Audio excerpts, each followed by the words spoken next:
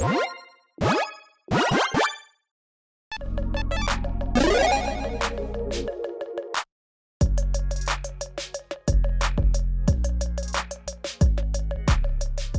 everyone, Mitch coming in from the Commander's Core studio. Welcome to the show. Alright, so spoiler season continues on and I need some more coffee because, well, I missed a couple things this morning. Number one, the Mind Render, a very exciting card. And I did not miss seeing this one. I missed one piece of text on it though. A 10-1 legendary, yeah, that's a piece of text I missed right there. We'll get into that in a second. Enchantment creature Nightmare for blue. Can't be blocked. If a source you control will deal damage to an opponent, prevent that damage, and each opponent mills that many cards.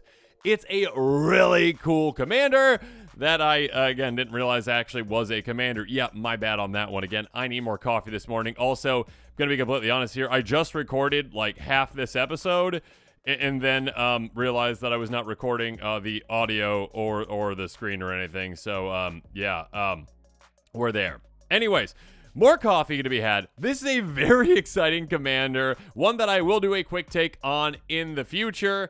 But for now, let's just jump into what this does. Oh my goodness. Okay, so 10 power for 3 mana is pretty crazy, and you never really see that. And yeah, especially in blue. Like, what in the world's going on with this? I love it.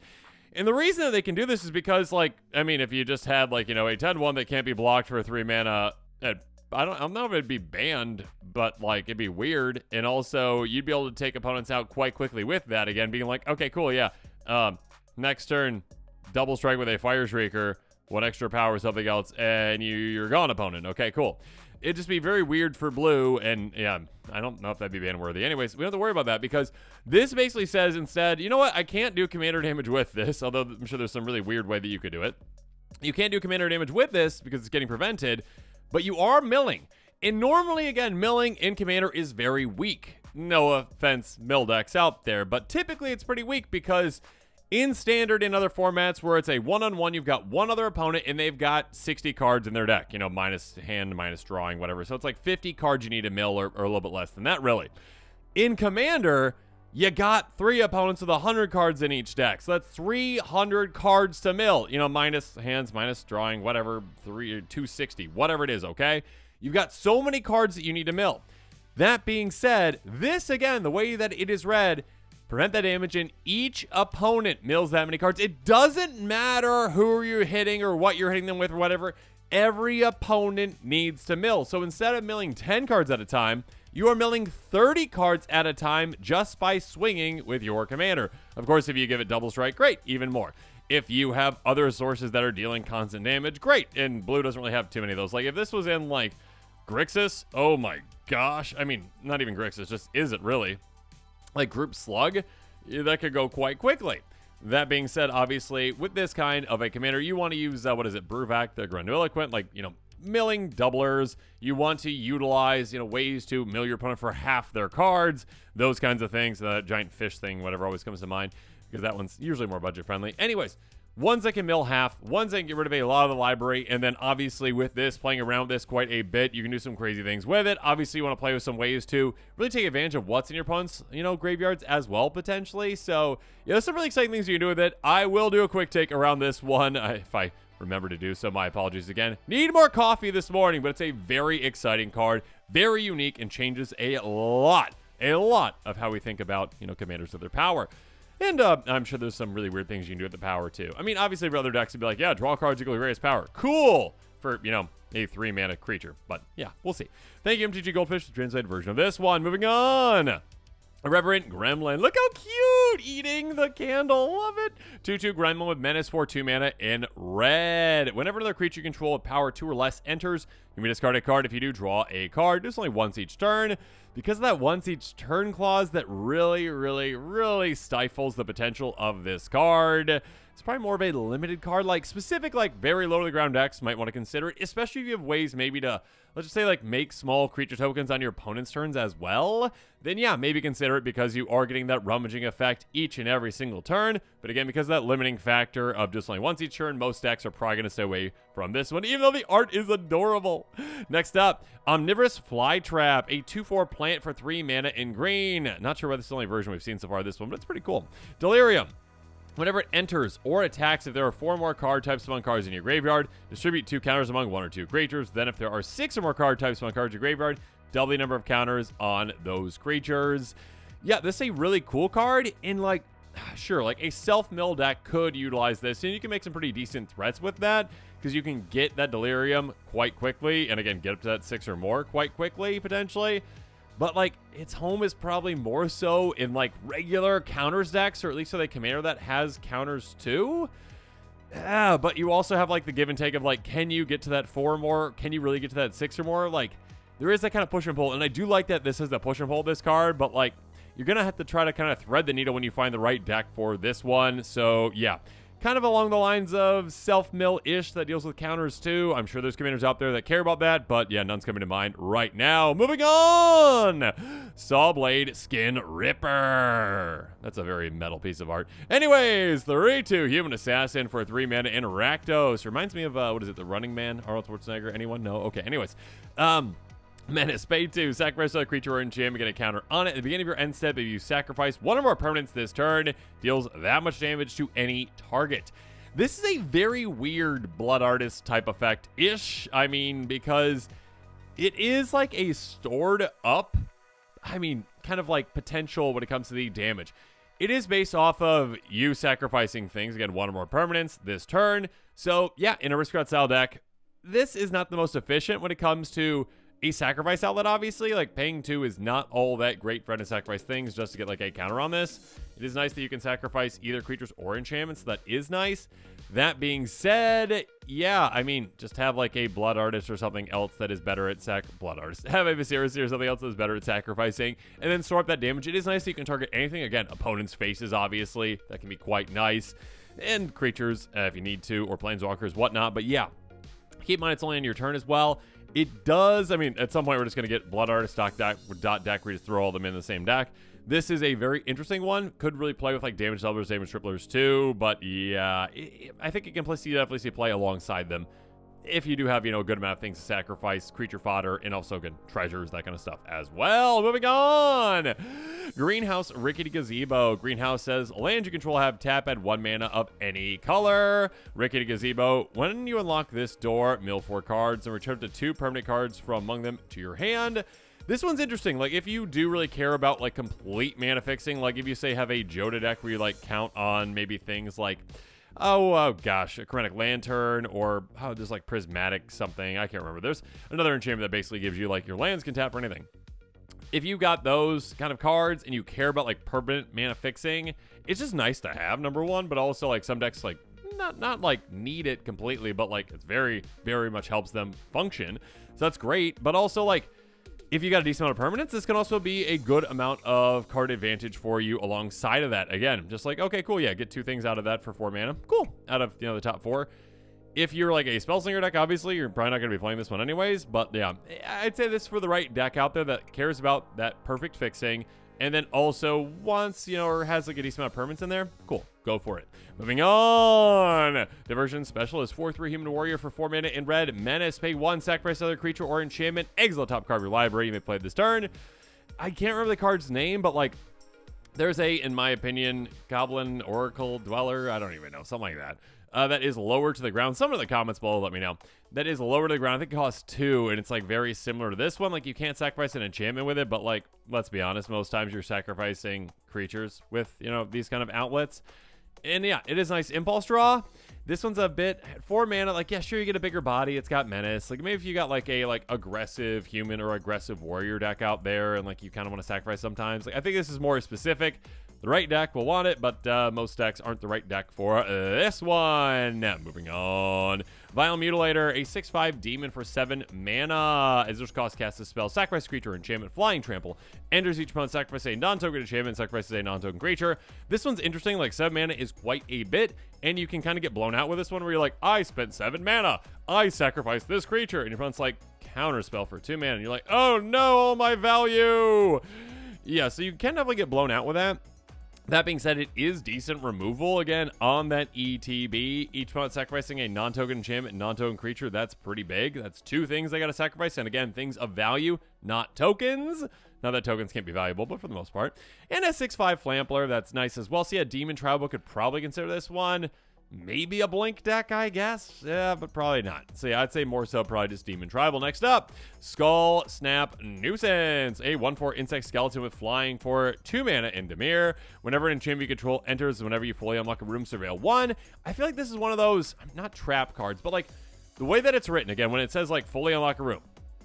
Players who aren't building room decks out there might just be like, oh, well, I'm not building rooms, so like I'm not going to include this because I won't get any value out of that part. Ignore that. Just ignore that. Like, if you're building a room deck, great. If not, who cares? Like, this is good value in an Enchantress deck because that is amazing, card selection again and again and again on ETB, not even on cast. So, yeah, you get, like, if you have any kind of blink effects or whatnot, or ways to get them back into your graveyard, you've got different ways to use and abuse your enchantments, obviously, an Enchantress-style deck, and this can give you a lot of value for you. Again, surveilling. Not card advantage, but good card selection, and getting things in your favor can be quite nice for certain decks out there. Though, again, when it comes to Enchantress style decks, you only have like so many spots for like non-enchantment cards. This one, unfortunately, is not an enchantment for you. So there is that to consider. Next up, Trial of Anguish. Yeah, definitely a callback to Saw, right? Sorcery for a single red mana. Choose 2 target creatures controlled by the same opponent. The player chooses one of those creatures. 5 damage to that creature. The other can't block this turn. It seems more like a limited card, I would say. Yeah, this is definitely more of a limited card. It's like removal, but like you don't get to choose the creature that's removed and the other one can't block. So it's like, it's interesting. But yeah, probably more so removal for, limited. Next up, Razorkin, Hordemaster. Really cool art on this one. 4/4 Human Clown Berserker, because that's the thing with haste. That costs 5 mana in red. Whenever you attack, create a 1/1 red gremlin creature token. This one is interesting. Typically when it comes to like creature token producers, I would like if it costs this much at 5 to make me a bit more, a bit quicker. Or, I would like it to, be lower to the ground. This one is like, okay, cool. It's a 4/4 with haste. In Commander, that's not all that impactful for the most part. And it is like nice that it doesn't have to attack itself potentially. Like it's just whenever you attack, you get a 1/1. Cool, do so. So like I guess for like some like go wide strategies that could justify this, there's usually better ones out there that make creatures either quicker or more creatures more quickly. Next up, Break Down the Door. Reference to The Shining, obviously. Instant for 3 mana in green. Choose 1, exile target artifact, exile target enchantment, manifest red. I mean, okay, here's the thing. When it comes to removal, typically it's like, okay, you have the 3 selections, right? Usually it's like destroy artifact, destroy enchantment, something else. And usually that's 2 mana. Instant speed is key, though. Obviously, this is instant speed, so check that box. It's at 3 mana, which is more than you want to pay for that usually, but it is exile instead of destroy, so do keep that in mind, which is big for certain decks out there, I mean, in certain situations. And the other option, though, isn't like get rid of something out of a graveyard or whatnot. It is manifest red, which is nice in that you can be like, okay, cool. I get to basically kind of like surveil in a way, put something in my graveyard, and then also get a 2/2 into play that I can then turn face up if it's a creature, or if I've got maybe say a blink effect or like a feign death type effect, I can just flip it over at a certain point in the game, no matter what it is, as long as it's permanent, and it's just gonna be cheated into play, which can be quite nice. So I'd say like this is good for like the right deck out there. It's not for every kind of deck though. Like if you've got face down tribal, you're like, yes, please, good removal for me. If you've got a blank deck, potentially you're like, okay, cool. Like I can just like cheat the giant things into play and then eventually blink them and they flip over. That'd be quite nice as well. Yeah, it's interesting. It's interesting for sure. Next up, Unholy Lobby, Ritual Chamber. Unholy Lobby, at the beginning of your end step, draw a card. If you control a demon, each opponent loses 2 life and you gain 2 life. Otherwise, you lose 2 life. So let's just stop right there. First of all, if you have Demon Tribal, you're like, yes, salivating in the mouth. Oh my gosh, Phyrexian Arena, but even better for me. Again, better in the fact that, okay, it is end step, right? That is end step. So unlike Phyrexian Arena, you have to wait for like 1 trip around the table to actually draw your first card from it because it's upkeep. This is end step, so you're drawing on the turn that you play it, which is lovely. That being said, obviously the downside is like, okay, if you don't have a demon, you're losing 2 life, which is twice as much as Phyrexian Arena. That being said, what is life in Commander? You've got 40 of it. You can use it whatever you want. And some decks actually want to lose life. That being said, if you do have a demon, yeah, you're draining your opponents and you're gaining 2 life. cool. So you're just like drawing cards and draining, so it's a much better Phyrexian Arena. And also the other side of it, Ritual Chamber for 5 mana in black. When you unlock this, store, create a 6/6 black demon creature token with flying. Yeah, I mean, this is kind of how Magic is these days, right? We are at the point where it's like, oh yeah, I've got an enchantment that like ETBs and, or, you know, not ETBs, but when I unlock the door, I make a 6/6 and it costs 5 mana. Oh, and that demon has flying. Cool, like, there's no downside to it. It's just like, okay, cool, all upside. Plus, I have, like, a better Phyrexian Arena on the other side. So it gives you that demon. Obviously, if you're not, like, a demon deck, there is a risk to this. Because, like, yeah, I get my demon out. Someone, like, unsummons it and it's gone. I'm like, oh, guess I'm just losing 2 life every turn now. That being said, obviously, the upside is huge for this one. If you've got a demon travel deck, you're just slam dunking this in that deck. Obviously, if you've got a life loss deck where you actually want to lose life, great. Slam dunk it in that as well. Yeah. It's pretty good. Populate deck as well. If you have a 6/6 flying demon, you can populate. It'd be quite nice too. Yeah, it's a good card. It's definitely good. I mean, I think I'm kind of in between because like Phyrexian Arena is only so good in the right decks, but like this is potentially even better than that depending. Yeah, it's interesting. It's definitely interesting for sure. Moving on, Fear of Infinity. I realized that actually I missed this one the other day. Something right now. A 2/2 enchantment creature nightmare for 3 mana in Dimir. Flying lifelink, can't block. Eerie. Enchantment you control enters, and whenever you fully unlock a room, you return it from your graveyard to your hand. It's interesting, like an Enchantress deck could maybe consider it if you're like, okay, like I want like repeatable ones to get back again and again and again. Yeah, but you're like, okay, it's a 2/2 flying lifelinker that can't block. Do I really care that much about that? Probably not for the most part. Maybe a Nightmare deck could consider it. Moving on. Toby, Beastie, Befriender. Again, earlier on, if I would have realized that first card I talked about was actually legendary and a commander, my bad on that one. I need more coffee. Yeah, I would have done a quick take on that, but yeah, I kind of missed that, so I'll be doing that in another episode, and my apologies. But regardless, it gives you an opportunity to talk about Toby, Beastie, Befriender, which is a really cool new commander. One that is very straightforward, but like, that doesn't mean that it's not exciting. A 1/1 human wizard for 3 mana in white. Enters, create a 4/4 white beast creature token with. This creature can't attack or block alone. So as you control 4 or more creature tokens you control have flying. So this gives you like the army potential, right? Okay, it's making 4/4s. Yeah, there's a little bit of like, you know, like catch them, like then you can't attack alone. Cool, I'll make many of them, then they can attack. The blocking, I mean, sure, whatever. I can have them team block. Cool, good for that. But also, again, gives you evasion as well, which is huge. Again, flying is not perfect evasion, but it can get you through on most opponents. And even if, like, an opponent has some flyers, you usually don't have enough to block your entire army. So, yeah, this can definitely... It gives you, like, the means to the army and the means to finishing the game as well, all in one, which is very nice. And, yeah, there's some really cool things that you can do with this one. So, let's jump into some cards to consider if you're going to be building a deck around this. First up, Muster the Departed. Yeah, Populate. Who knew? It's a good thing. Wizards make more Populate cards. I love Populate. Enchantment for 3 mana in white. Enters. Make a 1/1 spirit control with flying. Again, also keep in mind, like, just making more tokens obviously helps you get to that 4 creature threshold. On top of that, Morbid, at the beginning of your end step, if a creature died this turn, Populate. So again, having repeatable Populate effects like this one can be great, especially if, say, oh, your 1/1 spirit died. Oh, no. Cool. Populate one of your 4/4 beasts. Yay! Or even bigger things, potentially. Next up, Cloud Shift. Exile target creature control to turn the battlefield under your control.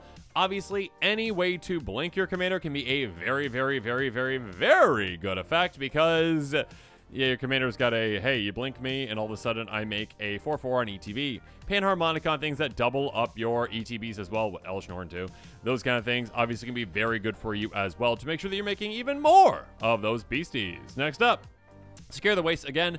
Being able to just say, okay, add the word flying onto any token, that's going to be a very good thing. Secure the Waste would not cost X and a white if it said create X 1/1 white worker tokens with flying. It would cost probably at least an extra mana, maybe 2. And so being able to make a bunch of 1/1 flyers out of nowhere is huge. So yeah, being able to just flood your board with a lot of creatures obviously can be a very good thing for you. Mimic Vat. Any other kind of creature tokens as well. Just adding flying to them can be great, especially when it's like, could be the best creature on the board potentially. Artifact for 3, whenever a non-token creature dies, doesn't have to be yours, you may exile a card. If you do, return each other card, exile with it to its graveyard. Pay 3, tap, create token's copy of a card, exile with it. It gains haste, exile begin next end step. Yeah, again, whatever the best creature on the board that just died was, you're like, okay, cool. Now my Mimic Vat makes those. Oh, and by the way, they've got flying. So yeah. have fun just massacring your opponents with that. Yeah, oh no, your Creator Hoof Behemoth died. Cool, it's mine now, and it's got flying. Yay! Phyrexian Processor. I usually don't recommend this card because been into too many situations. Like when I was early in my Magic career, I definitely was like, oh, this is so cool, play, yay! And then like you're like, oh, okay, well that it got destroyed, or like, oh, like it got chump blocked. Anyways, an artifact for 4 enters, pay any amount of life. Pay 4, tab, create an XX black Phyrexian minion creature showing where X the life paid enter the battlefield. So yeah, you basically set that amount, and like, again, you're in Commander, you got 40 life, you can play around with it, okay, right? And you're in White, you got plenty of ways to gain life if you really want to as well. So sure, like, be like, okay, 10 life, whatever it is. Awesome. Pay 4, tap, make a 10-10. You've got populate effects as well, keep that in mind. But again, instead of just being a 10-10 with no evasion, it's a 10-10 with flying, which again can usually get through on an opponent. So yeah, that can be a lot better for you. So definitely want to consider. Speaking of which though, Soul of Eternity can just be a I played 2 cards, won the game kind of card with this commander. A Soul of Eternity is a star avatar for 7 mana in white. Power times equal to life total, basically Saber Avatar, but it's got Encore. Encore for 7 white. So I mean, that is hefty, but still like worth it, because all of a sudden you exile from your graveyard. For each opponent, make a token copy of it. They have to attack that opponent, basically. They gain haste, and then they get sacrificed. So essentially, again, you are making 3 equal to your life total that, again, have evasion, have flying, as long as you've got one other token, including, you know, whatever your commander is making, in play. So all of a sudden, you're like, oh, okay, cool. Yeah, I just win if I have more life than you, and you don't have blockers for this. So yeah, basically a great way to consider that. And again, with populate effects, then you can keep those tokens around. I mean, not keep those tokens around, but you can keep other ones around. You know what I mean. Intangible Virtue. Creature tokens you control get +1, have vigilance. You're in mono white. You've got a lot of great Anthem effects, and this one is a huge one. So again, now you are, instead of making 4/4 beasts, basically with flying, which is already great, right? You're making 5/5 beasts with flying and vigilance. Angel tokens out there, eat your heart out, because yeah, you're usually 4/4s with flying and vigilance. Anyways, being able to just be like, okay, cool, I keep my army back for you know, attacking and defense as well, and being able to block flyers as well too can be absolutely huge for you. Dictative Heliod, a great combat trick anthem. Enchantment for 5 mana flash, creature control +2/+2. Again, instead of making 4/4s, you're making 6/6s, and yeah, it could be out of nowhere. Just swinging, like your opponent's like, okay, I'll take the damage. All these like little warriors coming at me too, and then you're like, oh, cool, flash this in, take like 3 times the damage. Goodbye. Okay, when it comes to some pricey cards, obviously, Annoying Procession. It's a very good card. It's very expensive. I keep saying this on episodes. They're like, tokens. Effect, we create tokens, doubles the tokens. Cool. It's always going to be expensive. If you have it, good for you. Doubling up tokens can be great, obviously making 2 beasts for the price of 1. Conjurer's Closet, speaking of which. Get your end step, you may exile target creature control, then return that card to the battlefield under your control. Any kind of an ETB, this can very help you use and abuse it, like your commanders. So this is basically like, hey, make a free 4/4 at the end of the turn, or if you got no procession, make 2 of them. Great, good for you. Song of the World, so Wizards reprint this. What are you doing? It used to be budget friendly. It's nowhere near budget friendly. You ever cast a spell, populate. I love this card so much. Wizards reprint it. Yo, this commander, it's like, okay, I make a 4/4 and I cast any spell, then I make another 4/4, make another 4/4, make another 4/4. You can see how this can get out of control. And with that, this episode is coming to a close. As always, comment below with your thoughts on it. And of course, as always, thanks again and have a good one.